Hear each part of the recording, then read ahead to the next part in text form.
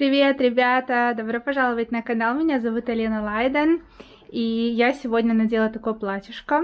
Покупала его в прошлом году. Вообще у меня очень много платьев, но не всегда есть возможность их выгулять, куда-то пойти. Потому что погода у нас очень жаркая, еще постоянно дожди летом. А на скутере не очень удобно ездить в каких-то юбках, поэтому я не так часто что-то подобное ношу, хотя всегда обожаю покупать, фоткаться для Инстаграма, снимать влоги в таком виде. Но для Тайваня, к сожалению, это не очень практично.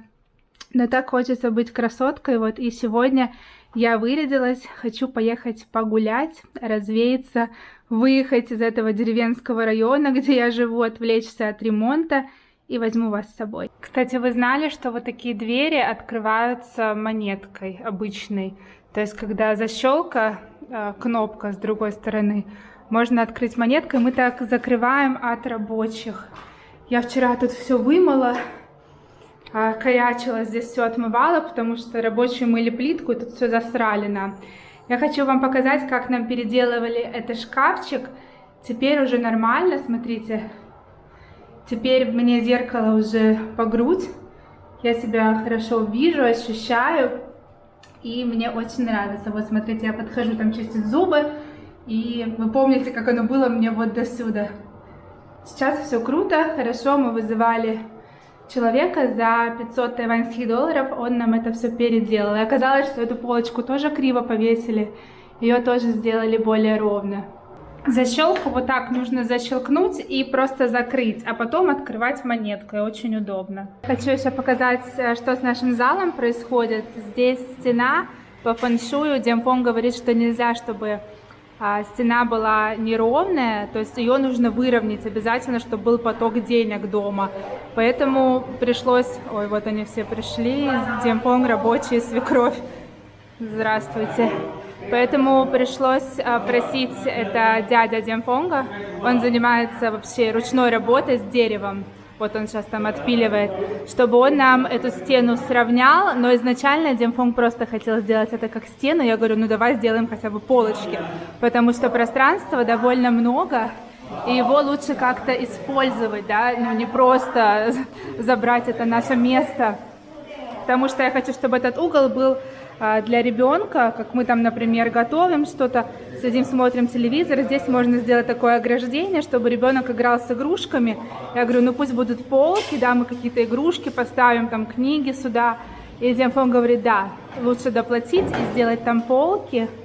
Поэтому вот сейчас дядя Демфонга изначально делал просто стену, но сейчас он ее будет разбирать полностью и заново делать.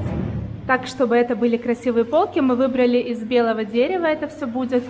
В общем, и они будут одинаковые такие большие квадраты из белого дерева. И внутри там тоже будет белое дерево, стенка как бы такая большая. То есть я вообще изначально не хотела, мне в принципе нравится перепад стены, мне вообще пофиг.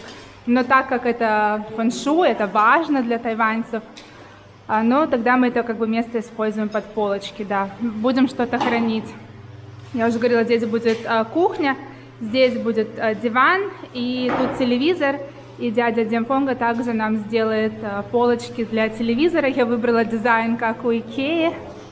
Лампу повесили. Вот. Но у нас здесь получается такой проем, такая как арка. И по размеру чуть больше, чем в Икее нам сделают, чтобы как раз эта полка, такой шкафчик для телевизора стоял именно посередине комнаты, и сверху будут шкафчики, они будут белого, черного и серого цветов, будет очень интересно, я вам потом покажу, как что. Кстати, вот это наша лестница складная, видите, какая она большая, ее вот сюда прикрепят, но оказалось, что это отверстие они сделали слишком маленькое, то есть они как-то еще расширят, чтобы эту лестницу вместить. Сейчас все столпились возле дома, рабочие замеряют окно на первом этаже, поставят сетку, как она называется по-русски, в общем, металлическая, чтобы к нам, решетка, вот, чтобы к нам не забрались воры в дом. Но на следующих этажах у нас не будет, хотя у соседей у наших везде стоят. Но я не знаю зачем, как бы мы к ним, ну никак, при всем желании, которого у нас нет, мы к ним не пролезем. И на втором этаже будет балконная стена, конечно, чтобы никто не вывалился, а на третьем этаже будет крыша над балконом, чтобы там одежду можно было сушить, стирать, и машинку стиральную поставим. Они все это обсуждают. Вот это, кстати, папайя растет. И вот тут вот 2 дерева папайи я постоянно показываю, мне так нравятся они. Я заехала в магазин, сняла наличные с карты. Хочу вам показать, здесь очень прикольно новые вкусы тайваньских чипсов. Doritos с куриными лапками, я даже не хочу такое пробовать. И Лейс с устричной лапшой. Вообще каждую неделю у нас какие-то новые вкусы появляются у Лейс. Что мне запомнилось, не так давно я брала Лейс с трюфелем, новый вкус. Сейчас его уже нет в продаже, видимо, все раскупили, потому что я ни разу не пробовала трюфели, и мне просто интересно было, как это. И я купила, мне очень понравились, такой специфический запах у них, вкус необычный. Я бы еще взяла, но уже нигде не продается. Это был очень интересный опыт. Вообще, вот эти странные чипсы, люди говорят, что даже в Японии нет такого выбора, только стандартные, а у нас японские вкусы чипсов, которые я постоянно для сторис снимаю, да, показываю вам всегда, какие новиночки у нас есть. Они называются как бы японские вкусы, там такаяки, вот все в таком стиле, да, какие-то окинавские, да, с соевым соусом и с цитрусом, например. А в Японии они не продаются, то есть они только на экспорт. Вы можете приезжать на Тайвань чисто вот затестить необычные вкусы чипсов, необычные очень вкусы мороженого у нас всегда. Вот в этом, да. Ну, например, киткаты, я очень обожаю киткаты. У нас только стандартные вкусы. Шоколада у нас вообще нет никакого выбора нормального. То есть в чем-то Тайвань интересно, да, в плане каких-то вкусовых предпочтений, в плане интересных снеков. Но в чем-то отстает от других стран.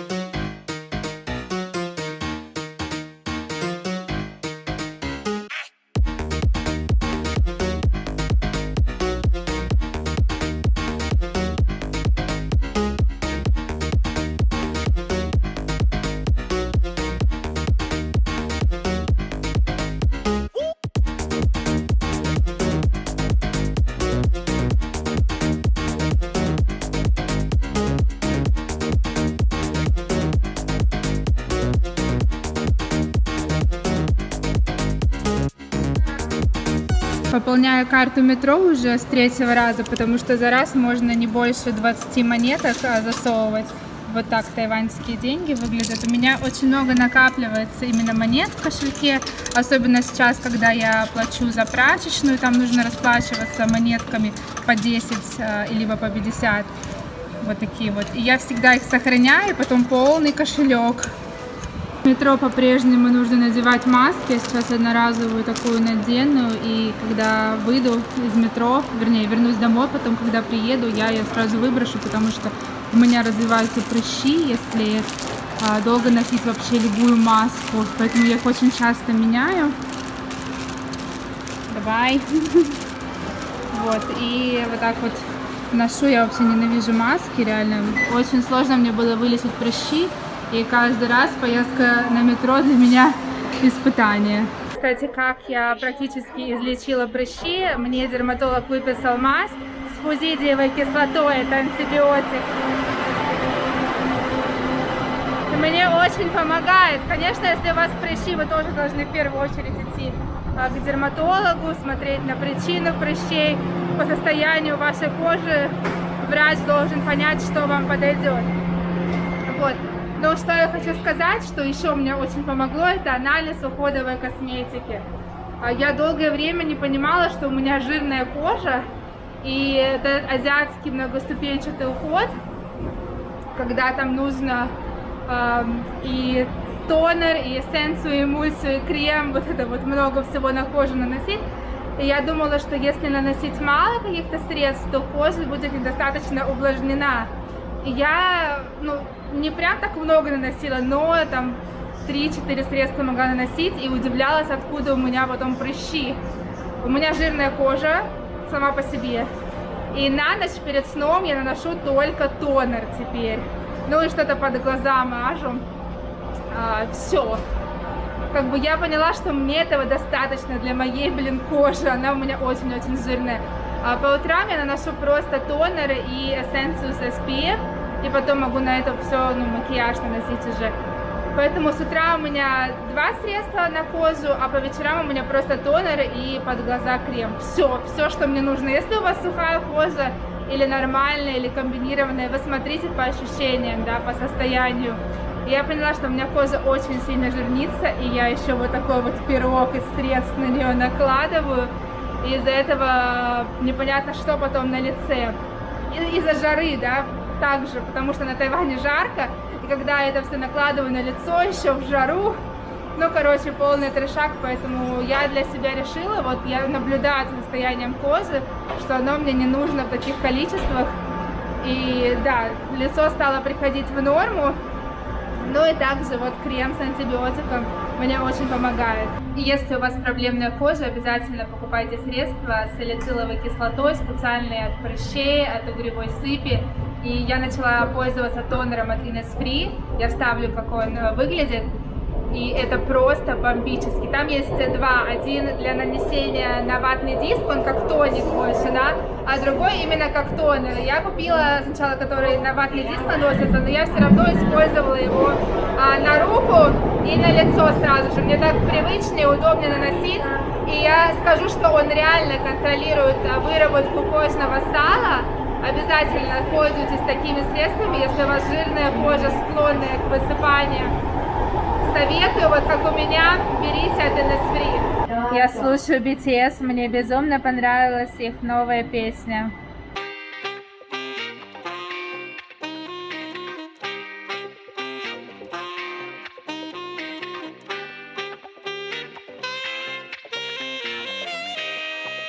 За мной там пальмочки растут, у меня зонт защиты от солнца. Тайваньское солнце — это ад.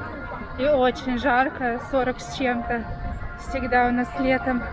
Здесь какая-то инсталляция с историей игрушек. Люди фоткаются, детки. Не знаю, что тут происходит. Я хочу побыстрее внутрь зайти. Смотрите, какая собака. Здесь разные ларечки. Блин, тут был Starbucks, его закрыли, интересно. Так, там всегда было очень много людей. Вот тут внутри всегда были очереди, и его решили закрыть. Интересная причина. Тут разные напиточки. А с головой Будды тоже есть, вон белый напиток вижу. Интересно. Мочи продают с разными вкусами. Тайваньцы очень любят. Я хочу пойти в дамскую комнату первым делом, снять маску, поправить макияж. Потому что здесь можно ходить без маски, и мне очень-очень жарко. Блин, тайваньцы любят очереди, боже, сколько везде люди. Хотя сейчас не время ужина, но все равно. Это самый большой торговый центр в нашем городе.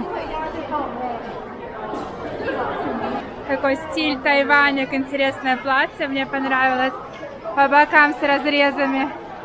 Я хочу, наверное, пойти покушать вначале. Я сейчас заказала себе карри в этом месте с сыром. Нужно найти какое-нибудь местечко, куда можно присесть. Взяла швепс с лимоном себе. Я не люблю с едой какие-то сладкие напитки пить. Мне обязательно нужна вода. И с газами очень люблю минералочки. Здесь огроменный фудкорт, очень много разных заведений. и людей на выходные приходит огромное количество. Хочу пару слов еще сказать по поводу нашего ремонта, вот этих вот полочек, то, что дядя Дианфонга будет делать. Он очень много берет за свою работу, вообще на Тайване ручной труд очень много оплачивается, то есть труд фермеров, которые собирают фрукты, поэтому фрукты на Тайване очень дорогие, да, в отличие там от Вьетнама, Таиланда. Ручной труд, когда люди делают мебель своими руками, очень высоко оплачивается, и его дядя запросил за полочки для телевизора и вот эту вот нашу стенку с полками 50 тысяч тайваньских, но свекровь сбила цену до 40 тысяч тайваньских, но все равно у нас сейчас нет денег заплатить, потому что мы сейчас оплачиваем и холодильник, и много других трат. То есть мы хотели мебель покупать уже в последнюю очередь, потому что главным образом нужно технику сейчас купить, да, там кондиционер в комнату, вот эти все самые большие траты, именно для ремонта, чтобы нам строители помогли это все установить. Мы не планировали сейчас тратиться на мебель, да, на дерево, но нет вариантов, потому что вот сейчас этот дядя мужа делал второй этаж свекром, и заодно свекровь его попросила нам сделать. И так как эту стенку по-любому мы не закажем, ее по-любому нужно вручную делать, вот именно, ой, у меня уже карри готова, именно вручную делать, потому что подогнать под наш размер стены специально, поэтому в любом случае нам нужно просить строителя, ну не строителя, а работника по дереву. Что ж так громко? Отложу. Вот, и заодно, конечно, чтобы он нам помог сделать вот эту вот полку под телевизор, стенку, скажем так, да.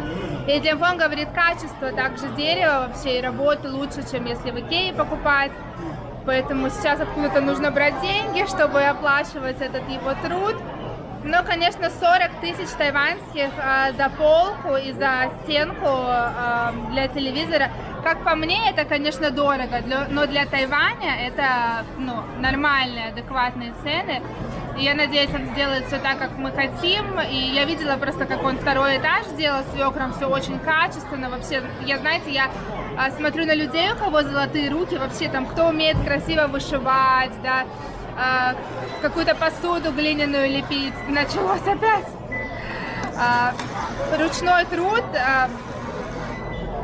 меня очень сильно вдохновляет. Я обожаю, когда люди либо вкусно готовят, когда красиво украшают еду. Меня это восхищает, я вот обожаю этот ручной труд.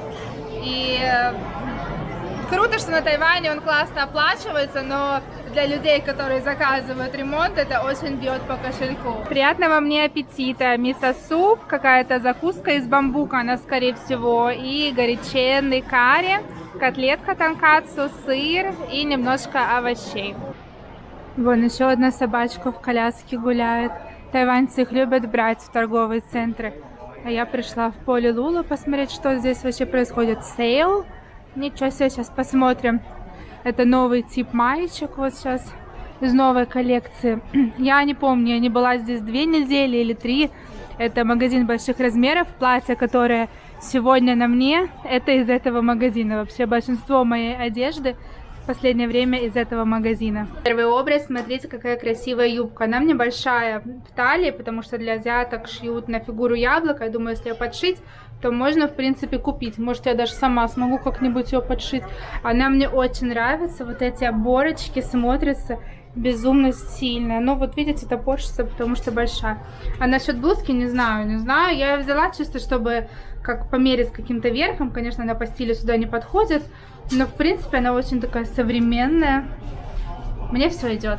Очень понравилось платье, но это размер XL, а L, скорее всего, нету. Там есть только в другой расцветке, в зале висит. Передаст камера или нет? Здесь очень красивые цветы, нежные. И мне этот размер большеват. Юбка вообще огромная. Видно вот так вот, что мне нужно на размер поменьше. Я всегда у них платье беру эльки. А рукавчики, они закалываются. Я просто не хочу сейчас на пуговицу их закалывать.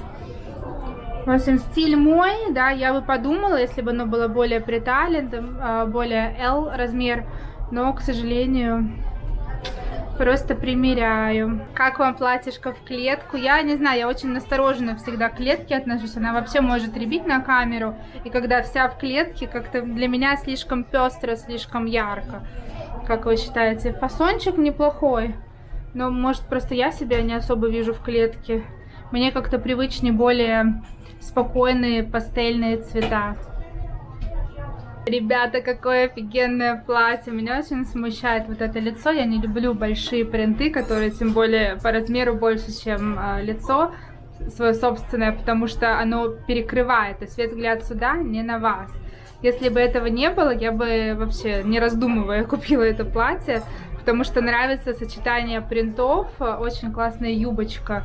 Смущает только вот это. Также мне идет к волосам вот этот желтенький цвет. Вот красиво очень вот эти три разных принта вместе, сочетание именно само мне нравится. Но это просто крадет мою внешность. У меня не сильно контрастная внешность, не яркая. И вот это вот пятно желтое на черном, оно вот просто вот, как вам показать? Если скрыть, да, вот как темный цвет, а такая юбка яркая, тогда это очень круто к моей внешности смотрится. Но вот так это все, Алина, прощай. И последнее платье, которое я взяла в примерочную, синее с дырочками с такими, но фасон вообще не мой. Это, кстати, XL, еще здесь нет эльки вот этого. Я как-то вообще тетя Мотя такая, слишком скучно для меня. Взяла только юбочку джинсовую, потому что у меня всего есть одна джинсовая юбка, но она такая стандартного кроя. И вот это очень современная, фэшн, поэтому не удержалась, она подо все. Но мне нужно ее самой подшить как-то, я думаю, в области резинки по бокам и по шву на спине. В области резинки я ее распорю и как-нибудь сама подошью. Мне нужно просто научиться не то что сдавать в ателье каждый раз, а вот это вот как подшивать на талии штаны и юбки. Я хочу сама это уметь делать, потому что азиатские бренды, они все шьют на фигуру яблока, и если я просто сама это смогу делать, то мне будет гораздо проще жить, да, то есть я смогу выбирать уже вот такие модели, которые мне большие в талии, но дома самой перешивать, а не бегать вот это вот в ателье постоянно. Ну, мне кажется, это лишняя морока, ну, плюс дополнительные траты. Поэтому я так подумала, посмотрела эти все швы, резинку сзади. Ну, хорошо, что там есть резинка, я думаю, резинку вообще, ну, просто подшить. Поэтому будет у меня кружок кройки и шитья дома, я надеюсь, я смогу, нитки, иголки, у меня все есть. Вот, и просто вот такая юбка интересная, она даже с базовыми футболками, коих у меня огромное количество, будет шикарно смотреться и на фотографиях для Инстаграма, и вообще она такая, ну не скажешь, что она стоит, сколько она стоила, 690, что ли, тайваньских долларов. В этом магазине все цены очень классные, крутые, да, Поли Лулу, мой любимый магазин, вот. И мне еще понравилось, что здесь происходит. От Acer какая-то акция, техника. Мне очень понравилось, что джинса сама очень легкая. Вот обычно джинса плотная, а на тайваньскую жару нужно что-то легкое. И вот такая, как можно сказать, практически базовая вещь, да, джинсовая юбка, хоть она и необычного кроя, но из легкой джинсы тело дышит, поэтому, да, я купила. Я сейчас зашла в H&M. Давайте посмотрим вообще, что здесь есть.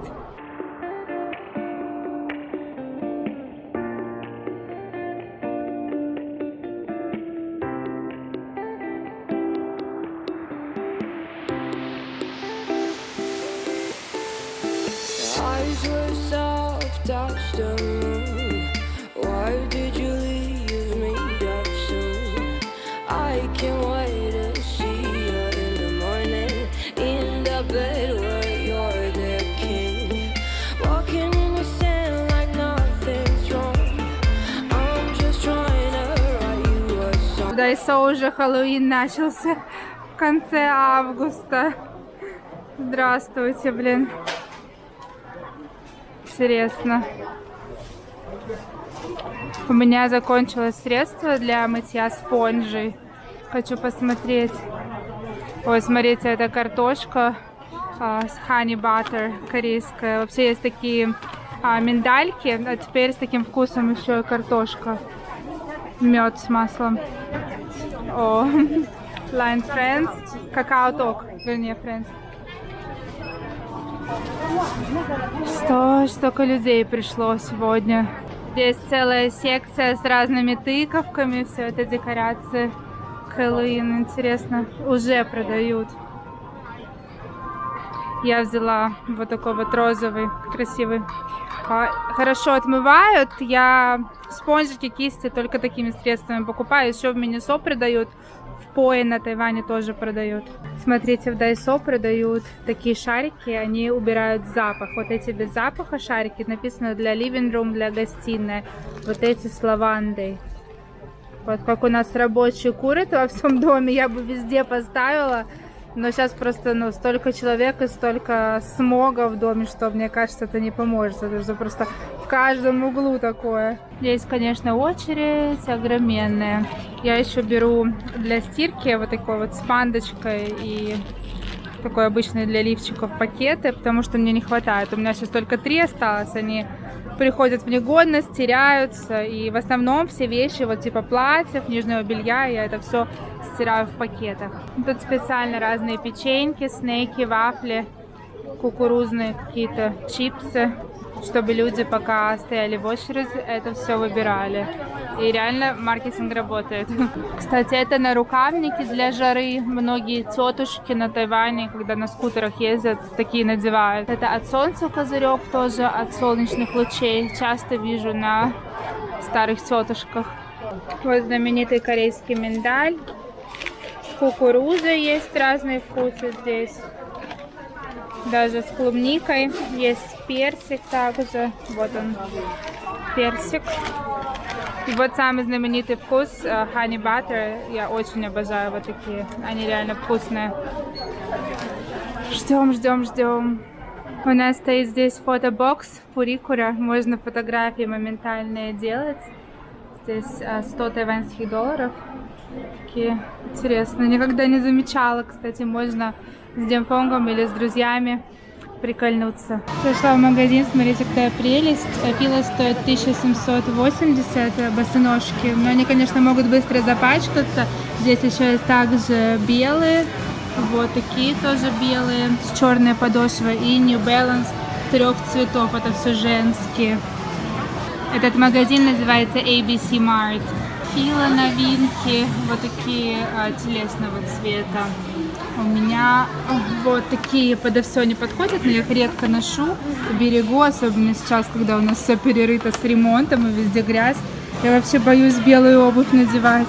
А это Vans, так прикольно они сделали, смотрите, необычно. 2 стороны по-разному выглядят, стоят 2580. И вот эти, здесь как будто поролон, вот, на ощупь реально поролон. Здесь такая вкладка розовая, очень необычно. Я хочу рассказать лайфхак для тех девочек, кто живет в Азии. Вы знаете, как сложно подобрать лифчики вообще на нашу СНГшную грудь. Да, азиаток более маленькая грудь, в основном и сложно найти наши размеры на грудную клетку, да, чтобы застегивался. И я покупаю лифчики в Uniqlo, я вам вставлю вставку, какие я беру, потому что внутри магазина было очень шумно, и я просто записала на телефон, чтобы потом показать. Я сейчас взяла себе еще такой лифчик. Вообще лифчиков много не бывает, особенно сейчас, когда я вещи стираю в прачечной, я стираю раз в 4, раз в 5 дней. А в день меняю белье несколько раз, да, на тайваньской жаре, поэтому постоянно покупаю новые предметы белья, вот, потому что очень неудобно так, конечно, бегать. Я сейчас хочу себе купить ужин и уже поехать домой. И также я покупаю защитные шортики. Я сейчас взяла в Uniqlo, у меня есть 2 пары, черные и бежевые. Я сейчас взяла такого серого цвета. А защитные шортики для чего не нужны? Во-первых, я их всегда ношу, абсолютно всегда. Я сейчас в них, чтобы, если поднимется юбка, была защита, трусы, чтобы не были видны. Также они с небольшой утяжкой.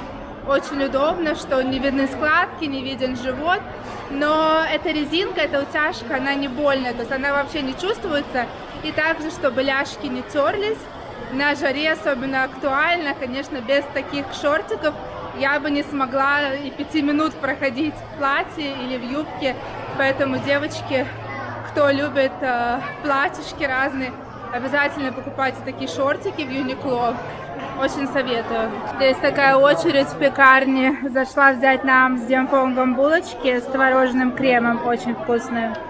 Сейчас на суши скидка 20%, я вовремя пришла.